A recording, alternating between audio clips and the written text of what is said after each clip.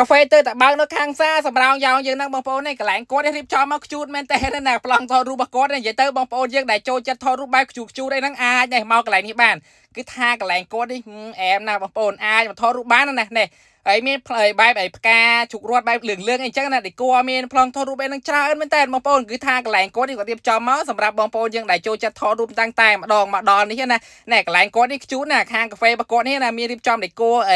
ផ្កានេះផ្កាជុករត់ហើយបែបលឿងអីចឹងណាហើយទីតាំងរបស់គាត់ហ្នឹងនៅខាងជើងផ្សារសម្រោងយ៉ងប្រហែលជា1គីឡូណាស្ពានទី2បងប្អូនជិះមកពីផ្សារសម្រោងយ៉ងមកជើងមកស្ពានទី2ហ្នឹងស្ពានលេខ30ហ្នឹងបងប្អូនមកហើយមើលខាងឆ្វេងដៃទៅឃើញកន្លែងគាត់ហ្នឹងមានឈ្មោះថាអនុសាកាហ្វេណាអាចចូលមកហើយឃើញកន្លែង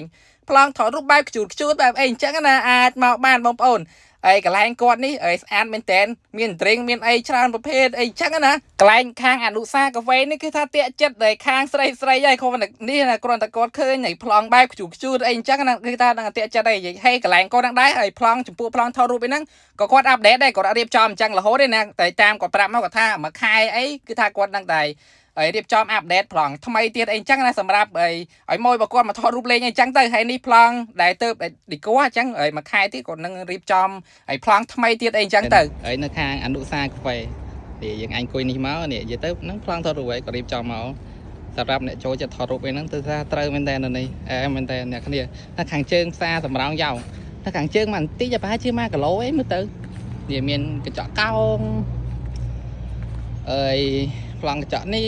មានផ្កាឌីកូអញ្ចឹងណាវ៉ាវស្អាតមែនតើនេះមែនតើណានិយាយទៅនេះថតរូបអីខ្ជូតមែនតើនៅនេះដោយសារមានផ្កាមានអីចឹងឌីកូផ្កាអូផ្កាបែបលឿងផ្កាជុករត់ផ្កាជុករត់ហើយបងប្អូនអ្នកគ្នាបន្ទាប់ពីទស្សនាវីដេអូខ្ញុំហើយកុំភ្លេចចុច follow page ខ្ញុំម្នាក់មួយណាវីដេអូនេះក៏មានប៉ុណ្ណឹងដែរក៏សូមអរគុណសូមជម្រាបលាជួបគ្នានៅវីដេអូក្រោយបាយ